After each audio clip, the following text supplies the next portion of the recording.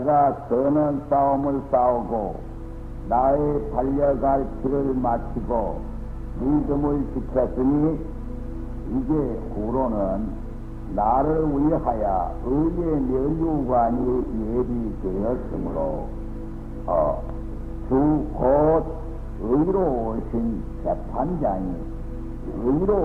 재판장이 그날에 내게 주실 것이니 내게만 아니라 주의 나라 나타나심을 사모하는 모든 자에게니라. 선한 일을 행했으면 상을 받고 악한 일을 행했으면 벌을 받는 것이오리라. 우리가 참 주님의 은혜로 우리가 살아나서 하나님의 자녀 됐으니 우린 반드시 선한 일을 해야 됩니다. 에베소 2장 10절에 무슨 말 했습니까? 너희를 값없이 당신이 사랑으로 당신이 은혜로서 우리를 구원해 주신 그 목적이 어둠에 있는 거니 우리로 하여금 선한 일을 행하려 하려고 우리를 구원하신 거라. 당신이 피를 흘려 우리를 살려놓으신 것은 괜히 살아있으라고만 한 게 아니라 선한 일을 행하려 하기 위해서 우리를 구원해 주셨으니 우리 선한 일을 반드시 해야 되는 것이요 또 반드시 이 상을 받아야 되는 것이었다. 상을 받으려면 두 가지로 말했죠. 첫째는 뭐라 했습니까? 촛대를 향하여 다름질하라 그랬습니다. 촛대를 향하여 다름질하라. 빌립보 3장 14절이었다. 그래서 우린 걸리낌 없이 우리 촛대를 바라보고 우리 눈은 항상 예수 그리스도를 봐야지 다른 사람 봐서는 안 되는 것이었다. 우리 삼덕교회 사람이 지금 600여 명 있다 하더라도 600여 명 다 훌륭한 게 아니었다. 별 사람이 다 있죠. 그런 사람 우리 보게 되면 저 예배당에도 저런 사람이 있구나.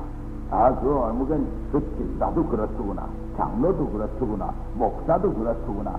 목사, 장로가 다 사람이 막 다 흠이 있습니다. 흠 없는 사람 하나도 없습니다. 그래서 사람 봐서는 안 돼요. 우리 목표는 예수 그리스도만 흠이 없습니다. 5달란트 받은 자가 와서 말하기를 주여 주님께서 나를 5달란트 주셨는데 또 장사해서 또 그만큼 남겼습니다. 지금 10달란트 여기 있습니다. 하니까 주인이 뭐라 했어요? 착한 종아 네가 잘하였다. 적은 일에 충성하였으니 내가 큰 것으로 내게 맡기겠다. 주인이 즐거움에 참여해라 그랬죠. 또 2달란트 맡은 사람도 역시 와서 말하기를 주님이 2달란트 주셨는데 또 2달란트를 남겼습니다 하니까 주인이 말하기를 착한 종아 네가 잘하였도다. 적은 일에 충성했으니 내가 큰 것으로 내게 맡기리라 그랬죠. 똑같이 했습니다. 여기 뭐라 했어요? 작은 일에 충성했으니 큰 상을 받아라. 우리가 언제든지 큰일 해가지고 그 상 받으려고 하지 맙시다. 사람이 잘못되는 것이 대개 여기서 난단 말이에요. 여기서 잘못됩니다. 하나님이 무엇을 내키셨든지 그게 충성만 다. 충성만. 그러면 하나님이 그 충성 잘하는 사람을 그냥 묻어두지 않으세요. 결단코 묻어두지 않으세요.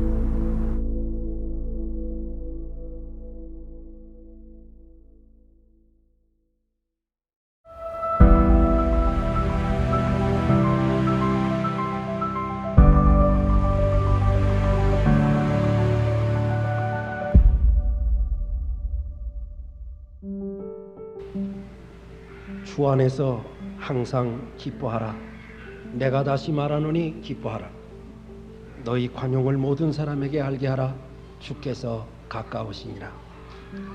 아무것도 염려하지 말고 모든 일에 기도와 간구로 너희 구할 것을 감사함으로 하나님께 아뢰라.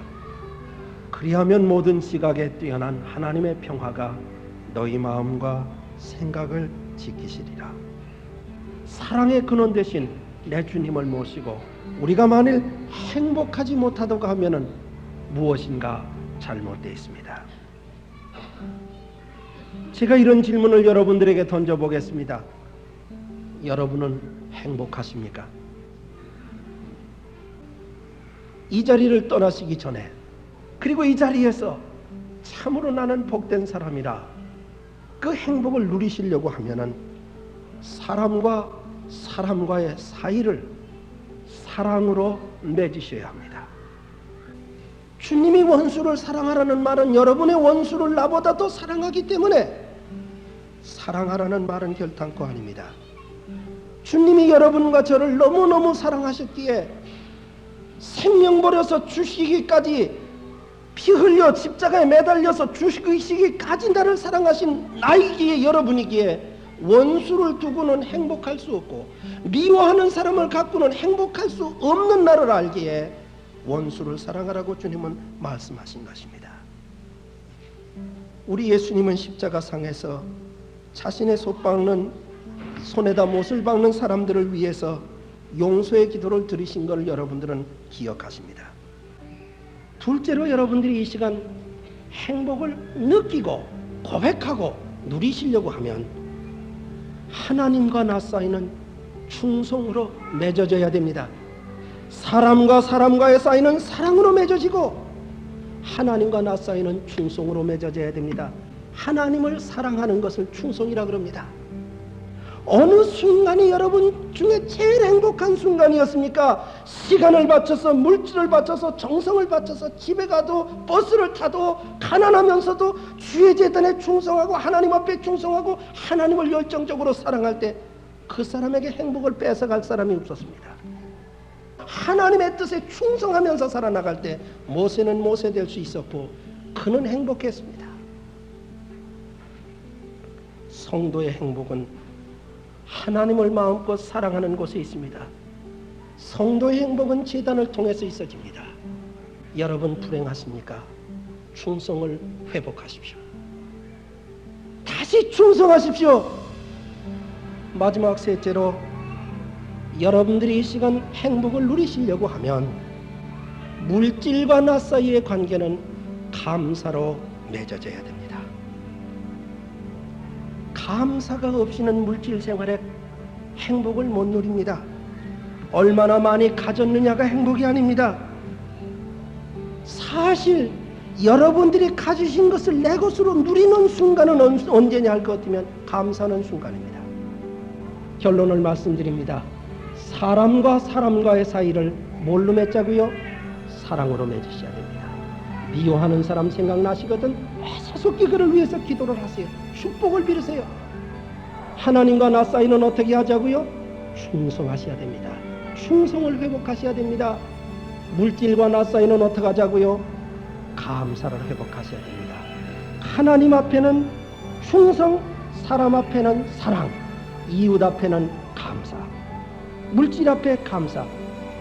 바울 사도는 그것을 깨달았을 때 우겨쌈을 당하여도 쌓이지 아니하고 거꾸리엎드림을 당하여도 넘어지지 아니하고 가난한 자 같으나 남을 부유해주고 미련한 자 같으나 남을 지혜롭게 한다고 생각하면서 죽기까지 그에게서 복을 뺏어갈 사람이 없었습니다.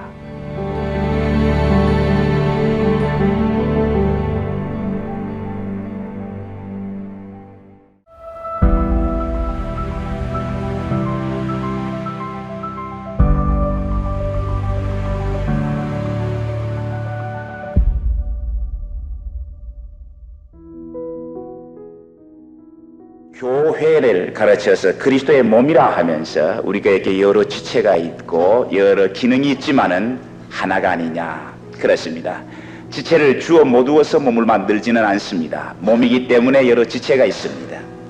그래서 우리는 그리스도 안에 하나이다, 하나님 안에 하나임을 우리는 깊이 인식해야 할 것입니다.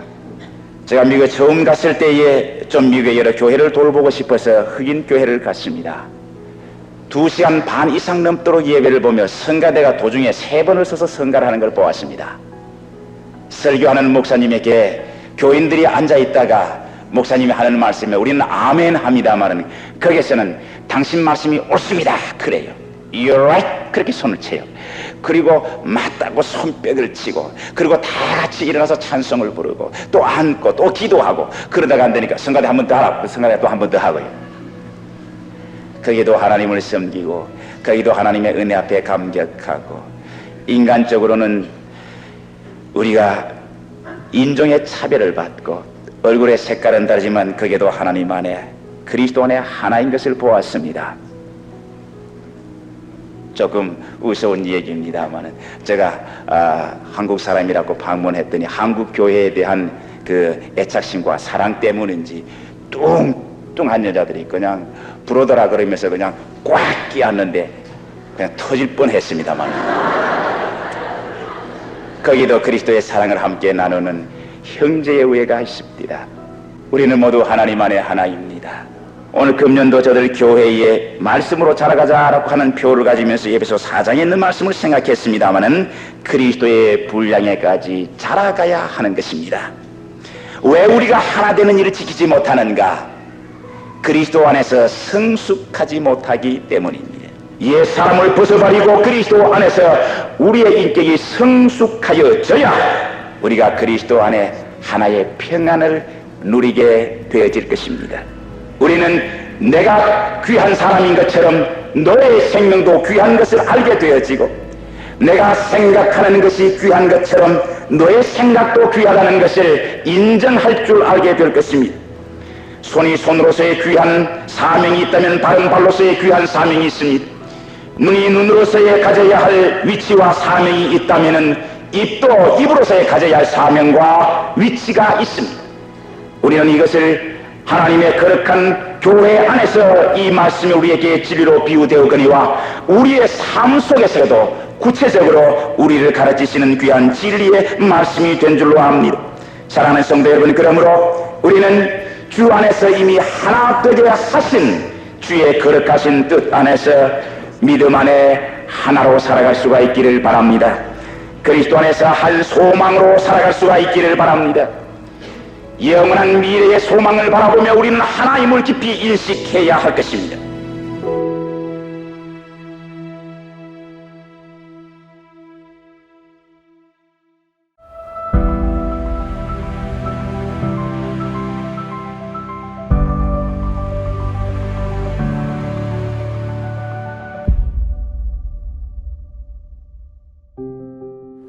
(1952년 1월 6일은 6.25 전쟁이 벌어지고 아직도 그 전쟁이 끝나지 않았던 그때 100여 명의 성도들이 모여 삼덕교회가 출발하게 됐습니다.